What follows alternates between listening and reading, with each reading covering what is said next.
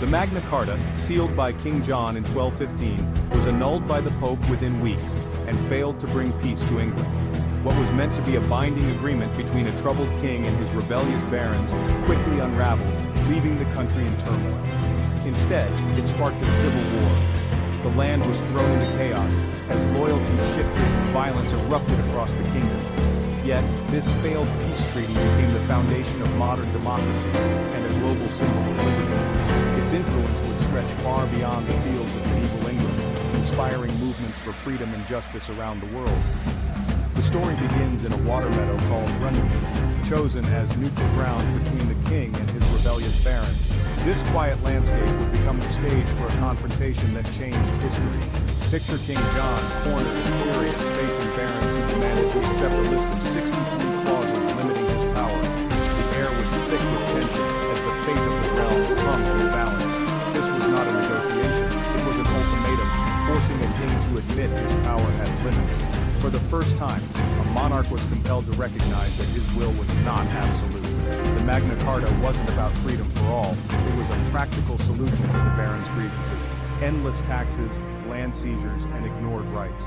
Ordinary people still had little say, but the seeds of change were sown. It aimed to restore feudal privileges, not invent democracy.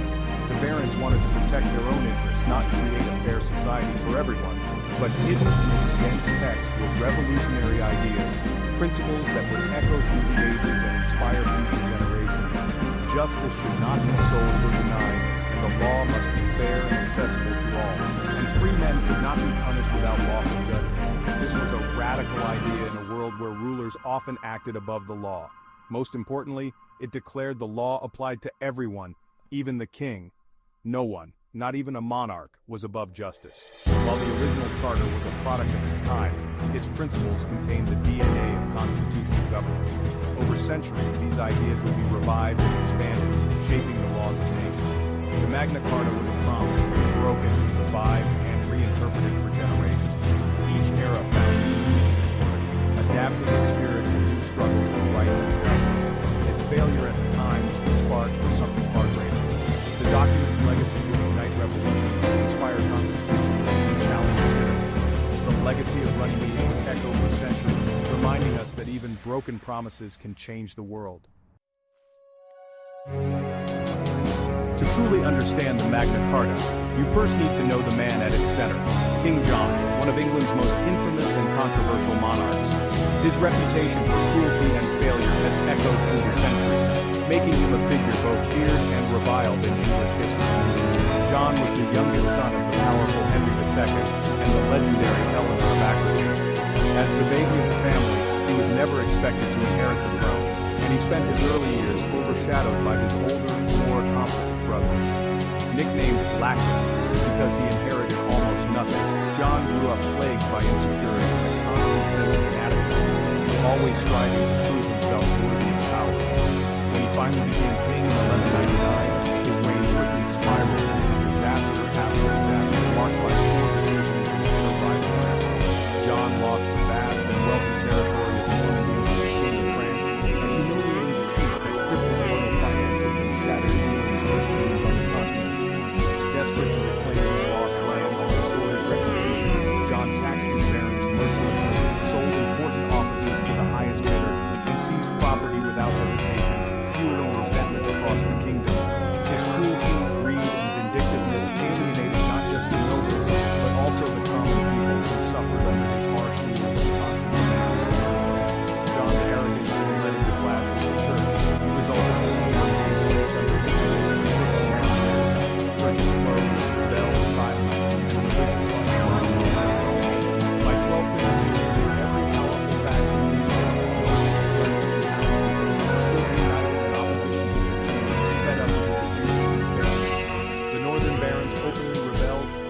distrusted him, and even the city of London, England's greatest city, turned against him, leaving John increasingly isolated.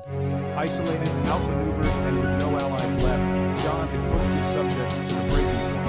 His authority was crumbling. The Magna Carta was the barons' desperate response to a king who respected no law but justice, a bold attempt to force him to recognize their rights and limit his power. It was their last-ditch effort to rein in a tyrant, to protect themselves from his unpredictable rule.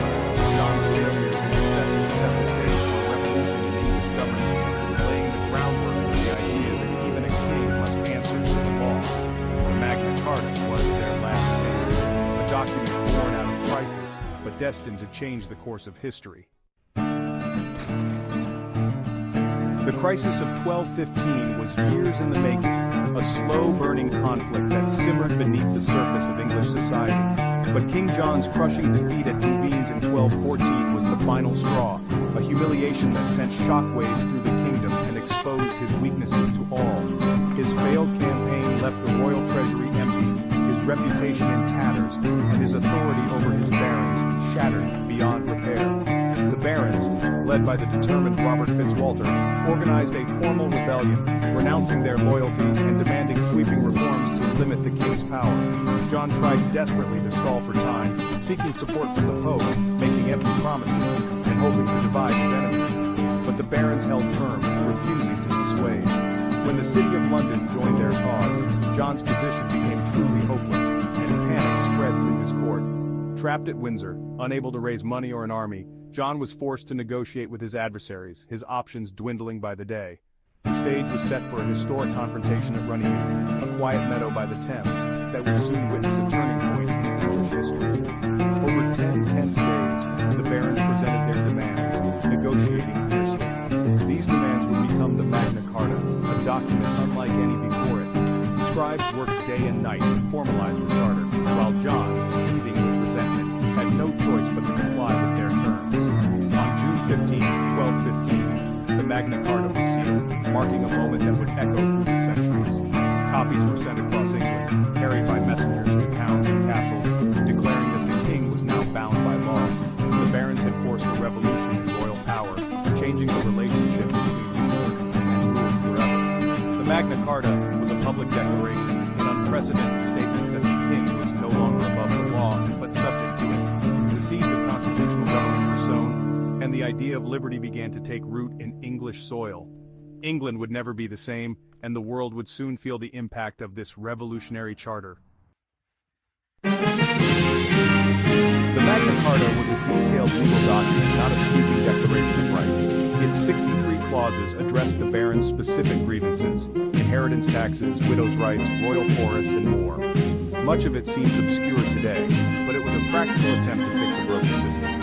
Key clauses limited the king's ability to levy taxes and interfere in justice. Clause 40 famously promised, "To no one will he sell, to no one deny or delay right or justice." The charter also called for a permanent court system, making justice more predictable. It was a contract. The king's power was defined and limited by law. While many clauses became obsolete, the principle that the king's power was not absolute was revolutionary. The Magna Carta established that the law could bind even the monarch. This idea would change history. Within the Magna Carta lies Clause 39, its most famous legacy. It declared that no free man could be imprisoned or punished except by the lawful judgment of his peers or the law of the land. This was the seed of due process and trial by jury. In 1215, free man meant the barons, not the common people. But the principle was radical. The king could no longer act as judge, jury, and executioner.